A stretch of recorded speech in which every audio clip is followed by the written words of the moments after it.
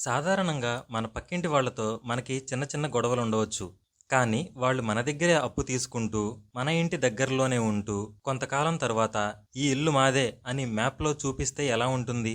సరిగ్గా ఇప్పుడు నేపాల్ ప్రధానమంత్రి బాలేంద్ర షా ప్రవర్తన ఇలాగే ఉంది. రీసెంట్‌గా భారత విదేశాంగ కార్యదర్శి విక్రమ్ మేస్త్రీ గారు నేపాల్ వెళ్తే, కనీసం ఆయన్ని కలవడానికి కూడా టైం లేదని చెప్పేసని అపాయింట్‌మెంట్ కూడా రద్దు చేశారు బాలేంద్ర షా. అసలు ఇంత ధైర్యం ఆయనకి ఎక్కడిది? మన దేశాన్ని ఇంతగా తక్కువ చేసే అధికారం ఆయనకి ఎవరిచ్చారు? దీని వెనుక చైనా హస్తం ఉందా? లేదంటే ఇదంతా కేవలం పబ్లిసిటీ స్టంటా? పూర్తి విషయాలు ఈ వీడియోలో తెలుసుకుందాం. ముందుగా మీకు ఒక విషయం తెలియజేస్తాను.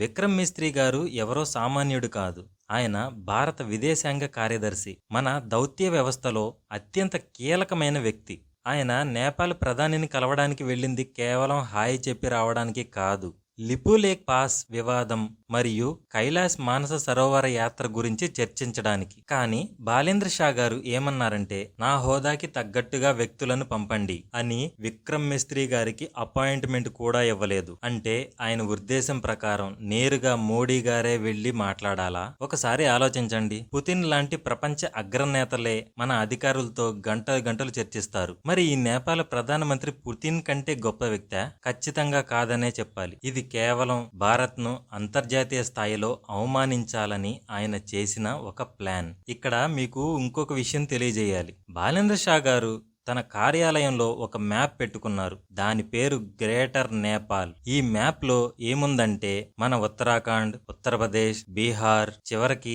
సిక్కిం, వెస్ట్ బెంగాల్లోని కొన్ని ప్రాంతాలను కలిపేసుకున్నారు. ఇది చూస్తుంటే మీకేమనిపిస్తుంది? 200 ఏళ్ల నాటి సుగోలి సంధి కంటే ముందు ఉన్న సరిహద్దును ఆయన ఇప్పుడు క్లెయిమ్ చేస్తున్నారు. అంటే రేపు ఇండియా కూడా వెళ్లి మొఘలుల కాలం నాటి మ్యాప్ చూపిస్తూ ఆఫ్ఘనిస్తాన్ మాదే అంటే ఒప్పుకుంటారా? ఇది కేవలం అక్కడ యువతను రెచ్చగొట్టడానికి చేస్తున్న పబ్లిసిటీ స్టంట్ మాత్రమే. అసలు ఈ గొడవ ఎక్కడ మొదలైంది అంటే, లిపు లేక్ పాస్ దగ్గర భారతదేశం ఒక రోడ్డును నిర్మించింది. ఇది కైలాస మానస సరోవర్ వెళ్లే భక్తులకి ఎంతో ఉపయోగపడే మార్గం. అయితే నేపాల్ ఏమంటుందంటే ఆ భూభాగం మాది అని వాదిస్తుంది. నిజానికి 1954 నుంచి భారత్ ఆ మార్గాన్ని వాడుతుంది. అప్పుడు లేని అభ్యంతరం ఇప్పుడు ఎందుకు వచ్చింది?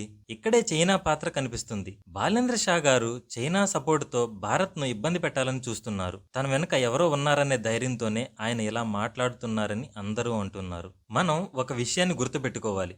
నేపాల్ ఆర్థిక వ్యవస్థ పూర్తిగా భారత్ పైనే ఆధారపడి ఉంది. మన బడ్జెట్లో ప్రతి ఏటా నేపాల్ కోసం 800 నుంచి 900 కోట్లు కేటాయిస్తున్నాం. నేపాల్ కరెన్సీకి ఆర్బీఐ పూర్తి భరోసా ఇస్తుంది. నేపాల్కి అవసరమయ్యే పెట్రోల్, కరెంటు, ఉప్పు, పప్పు, గ్యాస్ ఇవన్నీ కూడా భారత్ నుంచి వెళ్లాల్సిందే. అదే కాక 2015లో భూకంపం వచ్చినప్పుడు అందరికంటే ముందు వెళ్లి లక్షలాది మంది ప్రాణాలను కాపాడింది భారత సైన్యం మాత్రమే. ఇన్ని రకాలుగా సాయం చేస్తున్నా, ఒక పెద్దన్నలాగా హక్కున చేర్చుకుంటున్నా, దీనికి కృతజ్ఞతగా సమావేశాలని రద్దు చేయడం ఎంతవరకు న్యాయం? సరే, బాలేంద్ర షా గారు ఇదంతా ఎందుకు చేస్తున్నారు?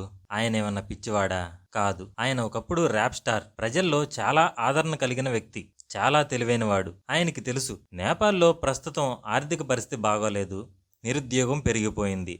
ప్రజలు తనని ఏం చేస్తున్నావు అని నిలదీయకుండా ఉండాలంటే సింపుల్గా జాతీయవాదం అనే ఆయుధాన్ని బయటకు తీయాలి. చూడండి, భారత్ మన భూములను లాక్కుంటుంది అని ప్రజలను నమ్మించగలిగితే వాళ్ళు సమస్యలను మర్చిపోయి తన వెనక వస్తారని ఆయన ప్లాన్. అంటే తన వైఫల్యాలను కప్పిపుచ్చుకోవడానికి భారత్ను ఒక విలన్ లాగా వాడుకుంటున్నారన్నమాట. భారత్ ఎప్పుడూ పక్క దేశాలను గౌరవిస్తుంది, సాఫ్ట్ స్టేట్ లాగా అందరికీ సహాయం చేస్తుంది. కానీ మన మంచితనాన్ని బలహీనతగా భావిస్తే ఊరుకోకూడదు. చైనా తన భూభాగాన్ని ఎవరైనా క్లెయిమ్ చేస్తే ఎంత కఠినంగా ఉంటుందో మనం చూస్తున్నాం. భారత్ కూడా తన దౌత్యపరమైన వైఖరిని మార్చుకోవాలి. సహాయం చేస్తూనే మన ఆత్మ గౌరవాన్ని దెబ్బతీసే వాళ్ళకి గట్టిగా సమాధానం చెప్పాలి. అప్పుడే ప్రపంచ దేశాల్లో మనకి అసలైన గౌరవం దక్కుతుంది. నేపాల్తో మనకున్నది రోటీ బేటీ బంధం. అంటే కేవలం దేశాల మధ్య సరిహద్దులే కాదు, మన సంస్కృతులు, బంధుత్వాలు కూడా కలిసిపోయి ఉన్నాయి. గోర్ఖా రైఫిల్స్ లో నేపాలీ సోదరులు మన దేశం కోసం ప్రాణాలు ఇస్తున్నారు. ఇలాంటి ఒక గొప్ప బంధాన్ని ఒక నాయకుడు తన స్వార్థం కోసం చెడగొట్టడం నిజంగా దురదృష్టకరం. బాలేంద్ర షా గారు ఇప్పటికైనా వాస్తవాలు గ్రహించి భారత్తో స్నేహంగా ఉంటే నేపాల్కి మంచిది. మరి మీరేమనుకుంటున్నారు? మీ అభిప్రాయాన్ని కింద కామెంట్ రూపంలో తెలియజేయండి. వీడియో నచ్చితే లైక్ చేయండి, ఛానల్ను సబ్స్క్రైబ్ చేసుకోండి. Thank you. జై హింద్.